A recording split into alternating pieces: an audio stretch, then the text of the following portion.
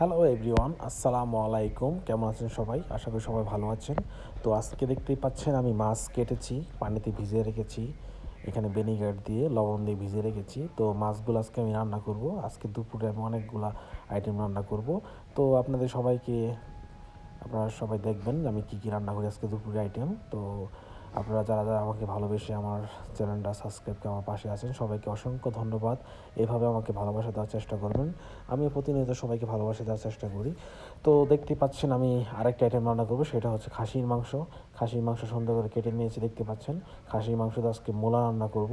তো আমি মূলাগুলো এভাবে চাপাটির সাহায্যে কেটে নিই। তো আপনারা চাইলে এভাবে যখন আলু বাসায় রান্না করেন মুরগি দিয়ে বা কিছু দিয়ে, তখন আলুগুলো এভাবে কাটতে পারেন বা মূলাগুলো দিয়ে রান্না করে খেতে পারেন। তো আমি যেহেতু চাইনিজ স্টাইলে রান্না করি, তো চাইনিজ স্টাইলে এভাবে কেটে তারপর রান্না করি। তো দেখতেই পাচ্ছেন আমি মূলাগুলো আস্তে আস্তে কাটতেছি সুন্দর করে।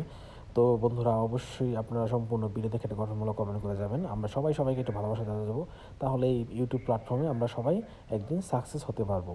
তো ফাইনালি দেখতেই পাচ্ছেন আমার মূলা কাটা শেষ হয়ে গেছে। এখন মাংসগুলো দেখতে পাচ্ছেন কি সুন্দর করে কেটে নিয়েছি, একদম ছোট ছোট করে। তো আপনারা এইভাবে কেটে নিতে পারেন। যেহেতু আমি মূলা দিয়ে রান্না করব, তো আমাকে এক্সেস করে মাংস কাটতে হয়েছে, সুন্দর করে এক্সেস করে মাংসগুলো কেটে নিয়েছি। খাসির মাংস মূলা দিয়ে খুবই টেস্ট। দেখতে থাকুন আমার রান্না, আমি কীভাবে রান্না করি। চাইনিজ রান্না খুবই টেস্ট, আর চাইনিজরা খুবই পছন্দ করে এই স্টাইলে। হালকা ঝোল ঝোল থাকে, খুব টেস্ট খেতে। তো অনেক ধরনের রান্না করা যায়। তো আমি আজকে যেটা রান্না করবো সেটা হচ্ছে মূলা দিয়ে। তো আমি আরেকটা রান্না করবো, সেটা হচ্ছে বিন স্পট। দেখতে পাচ্ছেন এই যে আমার বিন স্পট রেডি। এটা হচ্ছে বিন স্পট, চাইনিজ ভাষায় এটা তিউইয়া বলে। তো এটা মোটামুটি একটা ডালের থেকে তৈরি হয়, মুগ ডাল থেকে সম্ভবত এটা তৈরি হয়। তো এটাও খেতে খুব টেস্ট, চাইনিজরা খুব পছন্দ করে। তো ফাইনালি দেখতেই পাচ্ছেন আমি কী কী আইটেম রান্না করব। খাসির মাংস, এই পাশে মাছ, তারপর আছে এই পাশে তিউইয়া, সাথে মূলা দিয়ে। তো দেখতে থাকুন আমার ভিডিওটা আমি কীভাবে রান্না করি। তো আমি আরেকটা আইটেম রান্না করব, সেটা হচ্ছে ব্রোকলি। তো ফার্স্ট টাইমে যে ব্রোকলিটা আমাকে কাটতে হবে সুন্দর করে। তো দেখতে পাচ্ছেন আমি ব্রোকলিটা সুন্দর করে কাটতেছি চাপাটির সাহায্যে, লম্বা লম্বা করে। যেহেতু চপস্টিক দিয়ে এটা ধরে খাবে, তো অতএব একটু বড় বড় করে কাটতে হবে, যেন চপস্টিক সুন্দর করে দিয়ে মানে ধরে ধরে খেতে পারে। তো ফাইনালি দেখতে পাচ্ছেন আমার মোটামুটি কাটা হয়ে গেছে। অনেকগুলাই কাটতে হবে বলতে গেলে, কারণ মোটামুটি 10-12 জনের রান্না করি আমি, তাই আমাকে অনেকগুলো কাটতে হয়, 5-6টা কাটতে হবে। গাজর নিয়ে এসেছি, গাজরগুলোও কাটতে হবে। তো আমি আস্তে আস্তেই কাটতেছি, তাড়াহুড়া কিছু নাই। তো আপনার বাসায় অবশ্য কাটতে পারবেন চাপড় দিয়ে ভাবে, যদি আগে থেকে অভিজ্ঞতা থাকে। তাছাড়া চাপড় দিয়ে কাটা খুব রিস্ক, হাত মাত কেটে যাওয়ার সম্ভাবনা থাকে বেশি। অনেকে বটি দিয়ে কাটেন। তো যারা চাপড় দিয়ে কাজ করে অভ্যস্ত, তারা চাপড় দিয়ে কাজ করবেন, সমস্যা নেই। চাপড়ের সাহায্যে কাজ করে তাড়াতাড়ি হয়। তো আমরা ফাইনালি ছোটো থেকে চাপড় দিয়ে কাজ করি, আমাদের অভ্যাস হয়ে গেছে, আমরা এটা দিয়ে সব কিছু করতে পারি। দেখতেই পাচ্ছেন সুন্দর করে আমি কাটতেছি। যারা প্রতিনিয়ত আমার ভিডিওগুলো দেখেন তাদেরকে অসংখ্য ধন্যবাদ। ভিডিওগুলো দেখে সুন্দর গঠনমূলক কমেন্ট করেন, সত্যি আমি খুব আনন্দিত। আপনাদের ভালোবাসা হয়তো আমি একদিন এই প্ল্যাটফর্মে সাকসেস হতে পারবো। তো তাই বলবো সবাইকে একটু ভালোবাসা দিব, তাহলে আমাদের ইউটিউব প্ল্যাটফর্মে আমরা সবাই একদিন এগিয়ে যেতে পারবো একসাথে। তো ফাইনালি আমাকে যেটা করতে হবে, আমার কাটা শেষ হয়ে গেছে। এখন আমাকে যেটা করব সেটা হচ্ছে আমি সুন্দর মতো এটা খাসির মাংসটা আমি ভয়েল দেবো। এখানে ভিনেগার দিয়ে দিয়েছি, লবণ দিয়ে দিয়েছি, হালকা একটু চাইনিজ কুকিং দিয়েছি। তো দেখতেই পাচ্ছেন আমি সুন্দর করে ভয়েল দিচ্ছি। তো আমি সবসময় রান্না করার সময় ভয়েল দিয়ে রান্না করি, তাহলে মাংসের যে মানে ভিতর থেকে প্রয়োজন বা যেটাই থাকেন সেটা নষ্ট হয়ে যায়। তো মাংসগুলো খুব টেস্ট হয়। তো মাংস ভয়েল দেওয়ার পর একটা পানি বের হয়ে যায়, পানিটা বের হয়ে গেলে মাংসটা টেস্ট হয় অনেক ভালো। সবসময় গরুর মাংস অথবা খাসির মাংস আমি এবার রান্না করার চেষ্টা করি।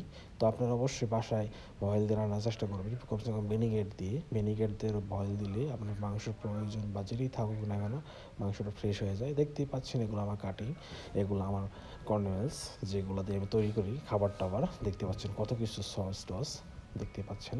তো এটা আমাকে এখানে ফুটন্ত পানিতে ভয়েল দিতে হবে, মানে পানিটা ফুটবে, ওই সময় ফেনাগুলো ফেলে দিতে হবে এবং মিটটাকে সুন্দর করে পরিষ্কার মানে ফেনা ফালিতে পরিষ্কার করতে হবে এবং পরে সেঁকে তুলতে হবে পানি থেকে। তো দেখতে পাচ্ছেন আমি চুলাটা বাড়িয়ে দিলাম অনেক, এখন মোটামুটি একটা হয়ে গেছে, দেখেন হয়ে আসতেছে। তো আপনারা চাইলে বাসায় পাকাতে পারেন, যে কোনো মাংস, গরুর মাংস, খাসির মাংস। তো আমরা বাঙালিরা বেশিরভাগ সময়ই গরুর মাংস, খাসির মাংস একটু ভালো করে ধুয়ে বসায় দিই, কোনো সময় বয়েল দিই না। কিন্তু চাইনিজদের একটা জিনিস কি, ওরা যে কোনো মাংস রান্না করুক, মুরগি মাংস বাদে সব মাংসই ওরা বয়েল দেয়। ওদের এই জিনিসটা ভালো, ওরা বয়েল দিয়ে সুন্দর করে ছেঁকে শুধু মাংসটাই সিদ্ধ করবে, মাংসটাই খাবে, বাদ বাকিগুলো ফেলে দেবে। তো দেখতে থাকুন বন্ধুরা আমার ভিডিওটা, আমি কীভাবে রান্না করি। এখন আমাকে যেটা করতে হবে সেটা হচ্ছে, আমি যে গাজরগুলো দেখিয়েছিলাম ওই গাজরগুলো ডেকোরেশন করতেছি, দেখতে পাচ্ছেন সুন্দর করে গাজরগুলো সুন্দর করে হাত দিয়ে চাপাটির সাহায্যে ডেকোরেশন করতেছি, তাহলে ব্রোকলিতে দিলে দেখতে সুন্দর লাগবে। তার জন্য আস্তে আস্তেই করতেছি। তো খুব সাবধানের সাথে করতে হবে, কারণ চাপাটি তো হালকা একটু লেগে গেলে হাত কেটে যাবে। তো তার জন্য একটু সাবধানে আমাকে এটা করতে হবে। তো দেখতেই পারতেছেন যে আমি খুব সাবধানের সাথে করতেছি, একটু হাত ফসকে গেলেই হাতটা কেটে যাবে, সাবধান। তো বিভিন্ন রকম ডিজাইন করা যায়, গাজর দিয়ে ফুল বানানো যায়, পাখি বানানো যায়, অনেক কিছু মোটামুটি আমরা পারি করতে। তো দেখতে পাচ্ছেন। আর আমি এখন রান্নার জন্য যেটা করব সেটা হচ্ছে, তেল নিয়ে নিলাম, আদা রসুন দিয়ে দিলাম, দেখতেই পাচ্ছেন। তারপর আমি এখন ভালো করে এটা ভেজে নিলাম, তারপরে এখানে হজও দিব, তারপরে চিলি দিব, সব এখানে অ্যাড করে দিব। দেখতেই পাচ্ছেন তেলটা গরম হচ্ছে, এই দেখুন আমি হজও আর চিলিটা দিয়ে দিলাম এখানে। তো বন্ধুরা দেখতে থাকুন আমার ভিডিওটা, আমি খাসির মাংস রান্না করতেছি মূলা দিয়ে, একদম প্রথম থেকে ভালো করে দেখতে থাকুন ভিডিওটা, দেখে গঠনমূলকটা কমেন্ট করবেন। তো এখানে আমি সস মিক্সিং করে রেখেছিলাম, চিলি সস আর হটপট সস যেটা, সেটা মিক্সিং করে রেখেছিলাম। তো এখন আমি অ্যাডজাস্টিং করে দিলাম দুটা, ভালো করে এটা মিক্সিং করতে হবে। এখানে একটু হালকা পানি দিতে হবে, কারণ সসটা তো ড্রাই লেগে যাচ্ছে। তো পানি দেওয়ার পর যেটা করতে হবে সেটা হচ্ছে, আমাকে খাসিগুলো এখানে সুন্দর করে দিয়ে দিতে হবে। এই তো খাসিগুলো সব দিয়ে দিয়েছি, এখন ভালো করে লাল আসারা দিয়ে মিক্সিং করব। দেখতে পাচ্ছেন সুন্দর করে মিক্সিং করতেছি, একটু ভাজা ভাজা করে নিতে হবে, কারণ ভাজা ভাজা করে নিলে মাংসর রসটা ভিতরে ঢুকবে। তাছাড়া ভাজা ভাজা না করে নিলে মাংসের ভিতরে রসটা ঢুকবে না ভালো করে। তো একটু ভাজা ভাজা করে নিলে মাংসটা খেতেও ভালো লাগবে অবশ্যই। তো একটু ভাজা ভাজা করার জন্য আমাকে একটু সময় নিতে হবে, এমন আস্তে আস্তে কড়াইটা লাইরে মানে মিক্সিং করতে হবে। এখন ফাইনালি আমি মূলাগুলো দিয়ে দিব এখানে, সবগুলা মূলাগুলো দিয়ে ভালো করে মূলাগুলো মিক্সিং করতে হবে। এই দেখুন সুন্দর করে মিক্সিং করতেছি মূলাগুলা।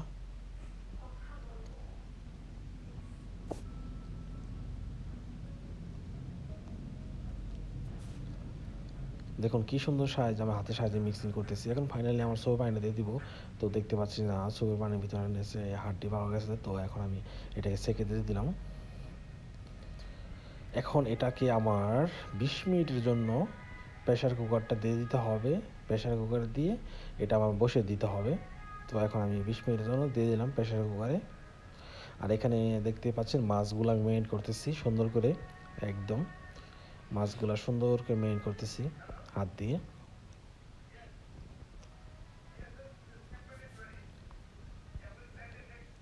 দেখুন কি সুন্দর করে মাছগুলো মেরিনেট করলাম।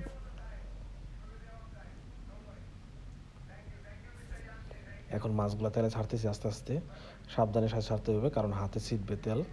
তো আস্তে আস্তে এগুলো ছাড়তে হয়, তেলের উপরে কাজ করতে গেলে একটু তাড়াহুড়া করা যায় না। তো ফাইনালি দেখতে পাচ্ছেন আমি মাছগুলো সুন্দর করে ছেড়ে দিচ্ছি এখানে, সুন্দর করে একদম।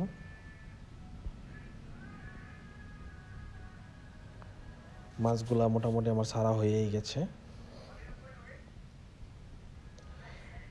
একটু জোরে মাছটা পড়লে কিন্তু থপ করে তেল উপর দিকে ছিটে, তার জন্য খুব সাবধান করে এই মাছগুলো ছাড়তে হবে।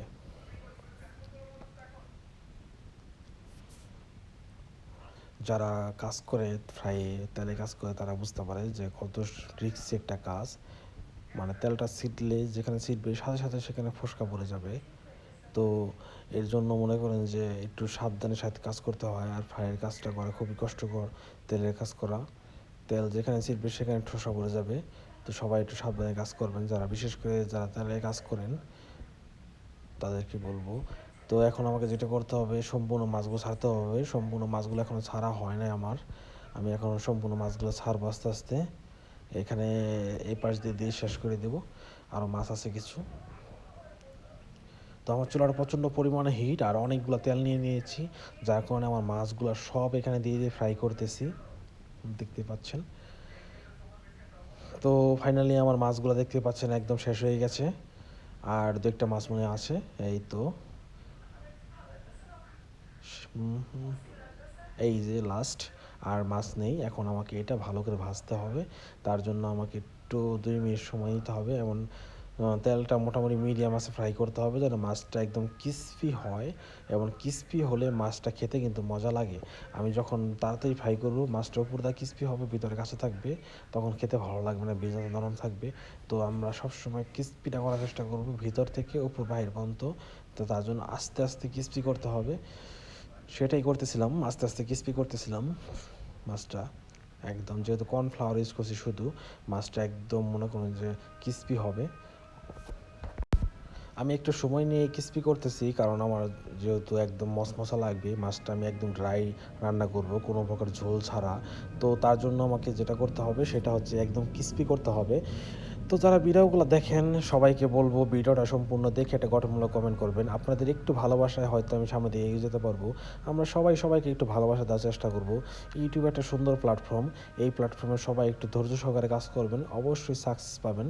তো আমরা সেটাই বলতেছি যে হ্যাঁ, আমরা এখানে কাজ করব, সবাই একত্রিতভাবে কাজ করব। তো দেখতেই পাচ্ছেন সুন্দর করে আমি এখানে মাছগুলা ফ্রাই মোটামুটি হয়ে আসতেছে, ব্রাউন কালার মোটামুটি হয়ে গেছে। তো এখন যেটা মচমচা করে নেব। ফাইনালি আমার মনে হয় মচমচা হয়ে আসতেছে, মাছটা দেখে বোঝা যাচ্ছে মচমচা আমার মোটামুটি হয়ে গেছে, আমি চেক দিতেছি। তো দেখতেই পাচ্ছেন আমার মাছটা মনে হয় কমপ্লিট হয়ে গেছে। ওয়াও, যাই হোক, এখন আর একটু মচমচা সময় দিব। তো বন্ধুরা, আমার মাছটা ফ্রাই হয়ে গেছে দেখতেই পাচ্ছি, এই তো উঠিয়ে নিলাম মাছটা। এখন আর যেটা হবে, মাছটা রান্না করব। তার জন্য আমাকে মাছটার জন্য দেখতে পাচ্ছি অনেকগুলো মশলা নিলাম, চিলি নিলাম, হজ নিলাম, তারপর রসুন দিলাম, তারপর পেঁয়াজ, হলুদ ক্যাপসিকাম, লাল ক্যাপসিকাম, আদা, সব কিছু কিমা দিলাম এখানে সুন্দর করে। কিমাগুলো দেওয়ার পরে এখানে আমি চিলি ফ্লেক্স দিব, সেটা হচ্ছে Chinese chili flakes. Chinese chili ফ্লেক্সে ওইখানে সব কিছু দেওয়া থাকে, ওইখানে খুব সুন্দর একটা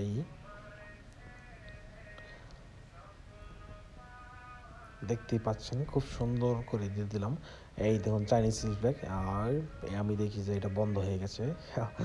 যাই হোক, সমস্যা নাই। তো দেখতেই পাচ্ছেন, এই দেখুন আমি দিয়ে দিলাম।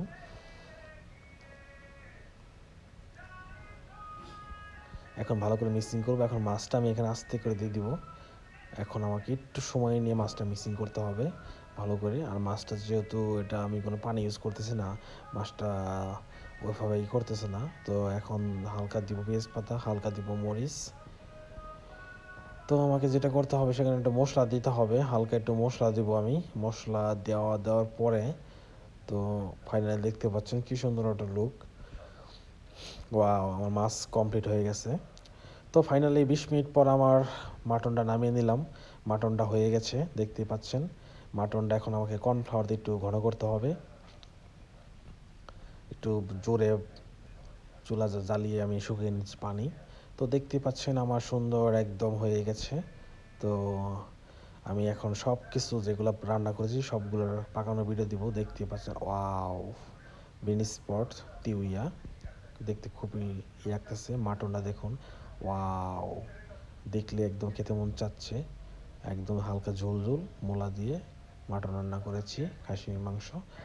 তো সাথে দেখতেই পাচ্ছেন যে এই যে ভেজিটেবলটা, ওয়াও, এটাও জুসি লাগতেছে, একদম জুসি, খেতে ইচ্ছে করতেছে, টেস্ট খুবই। আর মাছ তো অসাম, দেখলে অস্থির লাগতেছে। থ্যাংক ইউ সো মাচ যারা এতক্ষণ ধৈর্য সহকারে আমার ভিডিওটা দেখেছেন, এমন সুন্দর একটা গঠনমূল্য অবশ্যই করে যাবেন। সবাই ভালো থাকবেন, টাটা, বাই বাই।